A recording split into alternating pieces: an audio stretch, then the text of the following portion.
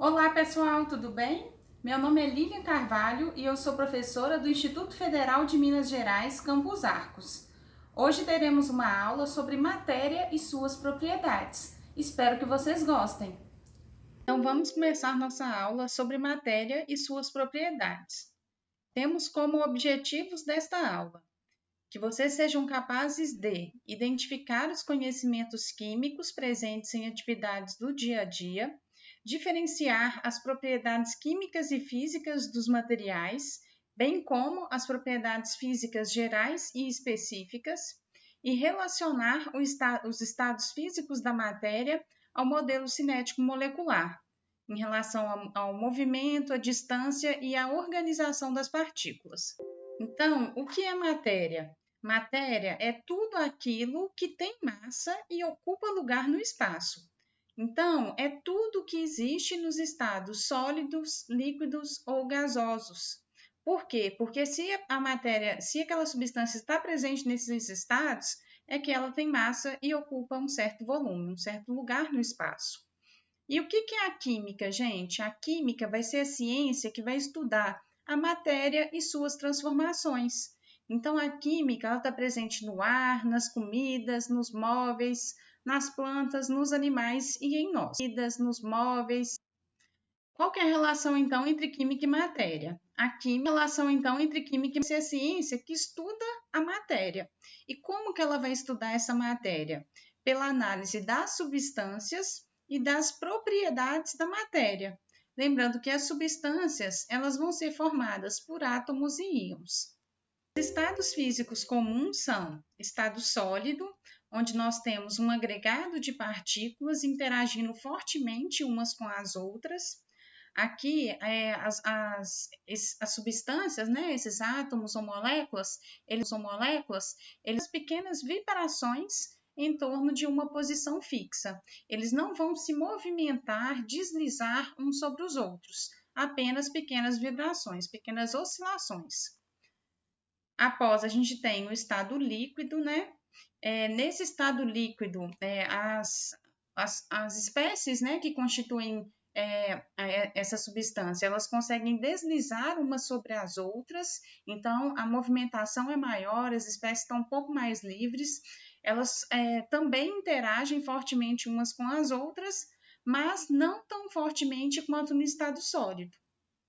E por último, a gente tem aqui o estado gasoso, onde as partículas elas vão estar muito distantes umas das outras, então uma distância muito grande, tão grande que a gente pode considerar, assim, né, pensando em termos de ensino médio, Enem, a gente pode considerar que essa interação que existe entre essas partículas é uma interação mínima, tá bom?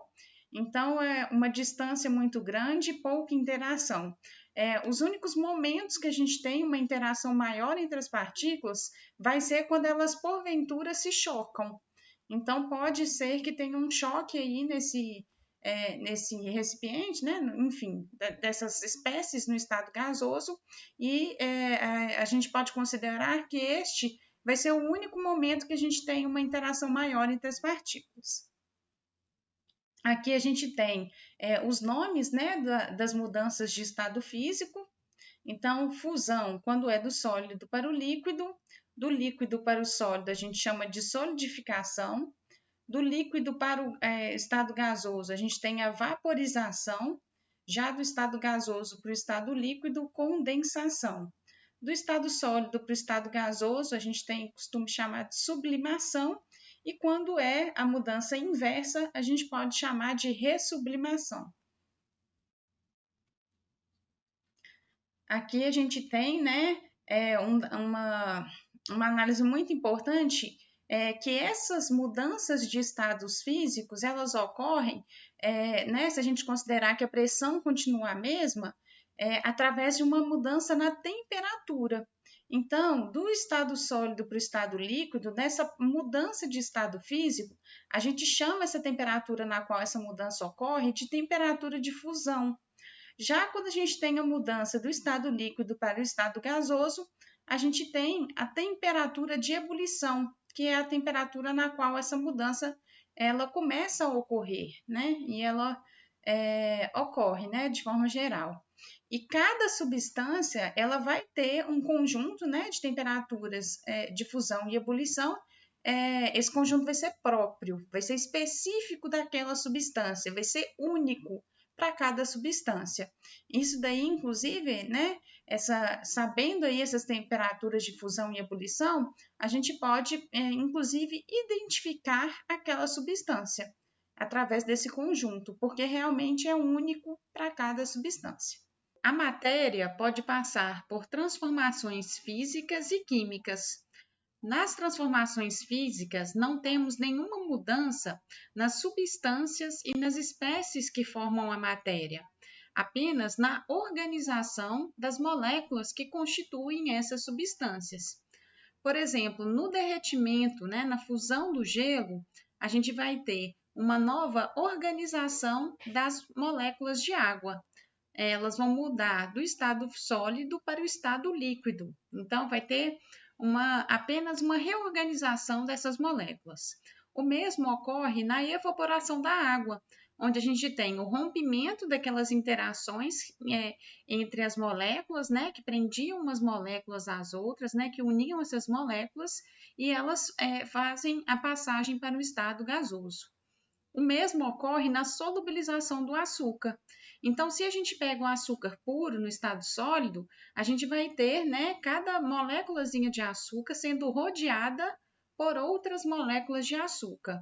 Já quando a gente faz essa solubilização, a gente vai ter o rompimento dessas interações entre essas moléculas de açúcar e elas passam a, quando a gente tem ela já solubilizada na água, elas vão passar a ficar rodeadas por moléculas de água e não por moléculas de açúcar. Mas a estrutura dessas moléculas continua a mesma. A gente não tem a mudança na estrutura da substância que compõe o açúcar. Continua sendo açúcar com as mesmas, né? Se a gente pega esse açúcar, faz a evaporação da água e tem a nova formação do açúcar puro no estado sólido, a gente vai manter as mesmas características, as mesmas propriedades do açúcar. E uma dica, né, para a gente garantir que é uma transformação física, que é que ela pode voltar a ser o que era antes por outra transformação física. Então, por exemplo, no derretimento do gelo, se eu pego aquela água líquida que foi formada e resfrio, ela vai voltar a ser gelo novamente, vai voltar para o estado sólido novamente. No caso do açúcar, como eu disse, se eu pego aquela solução de água e açúcar, evaporo a água numa temperatura baixa para manter, né, a estrutura do açúcar, aquele sólido final formado, né, ele permanece sendo açúcar. Mas aí a gente tem que tomar um cuidado especial aí com o açúcar, né? Porque se a gente faz essa evaporação, né? Se a gente aquece ele acima de certa temperatura, ele pode decompor e formar aquele caramelo que a gente utiliza muito em doces. Aí, se tem essa decomposição, a gente tem uma mudança na estrutura e a gente passa a ter, então, uma transformação química e não uma transformação física. E o que é essa transformação química?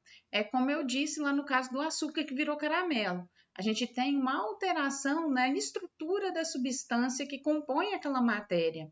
Os átomos, eles vão ser reorganizados, as ligações, a gente vai ter rompimento de ligação e formação de novas ligações. Então, as substâncias químicas formadas serão diferentes. E com isso, a gente tem propriedades também diferentes. A estrutura vai ser diferente, a fórmula vai ser diferente, a temperatura de fusão e ebulição, como eu disse, né? Elas serão únicas para aquela substância. Então, se formou uma nova substância, a gente também vai ter alteração na temperatura de fusão e ebulição. Então, todas as propriedades daquela substância, elas serão alteradas após essa transformação química. Então, exemplos, né? Se a gente queima o papel, se a gente tem um apodrecimento de alimentos, a oxidação do prego e também de bijuterias. Então, durante esses processos, a gente tem alteração das estruturas químicas dessas substâncias. E a gente não consegue voltar à substância anterior por transformações físicas, Para a gente voltar para a substância que era antes, a gente tem que fazer outras transformações químicas e não transformações físicas. Aí eu até coloquei um exemplo aqui. Se a gente pega aqueles gases, né, que foram formados pela queima do papel e resfria aquele gás, né, faz uma transformação física, um resfriamento, a gente não vai obter papel novamente. A gente vai ter aqueles gases lá ficando lá, aquela mistura de gases, mas a gente não vai obter o papel novamente. A matéria, ela tem as suas propriedades, que podem ser químicas, quando envolve a capacidade daquele material, daquela substância, de se transformar em outros materiais. Como exemplo, a gente tem a combustão, a gente tem a oxidação, e a gente tem, por exemplo, uma reação química específica. Então, são mudanças, né? São propriedades que envolvem uma mudança na constituição daquela substância.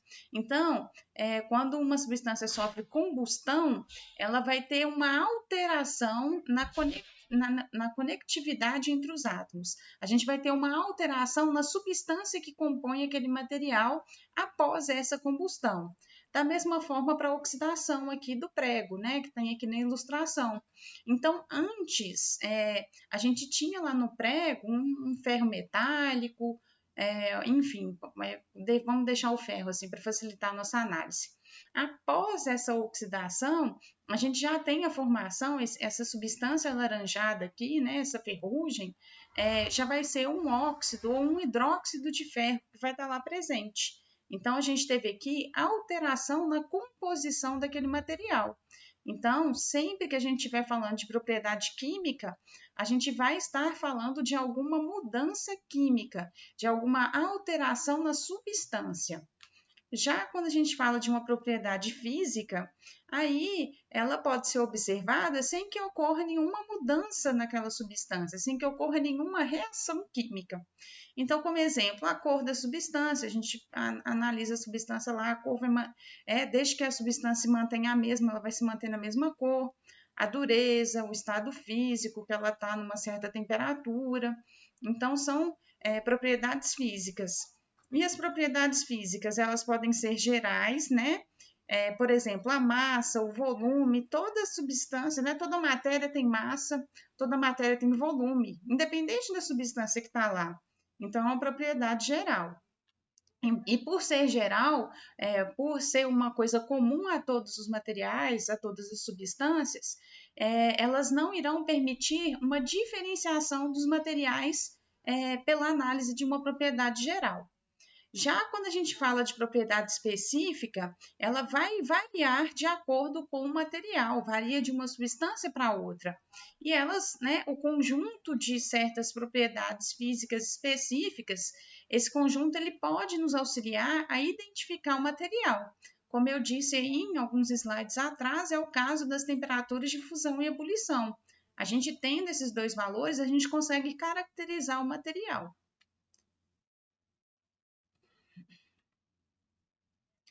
E aí as substâncias, né, pessoal? A gente pode ter uma substância, né, simples, que é quando ela vai ser formada apenas por um tipo de elemento químico.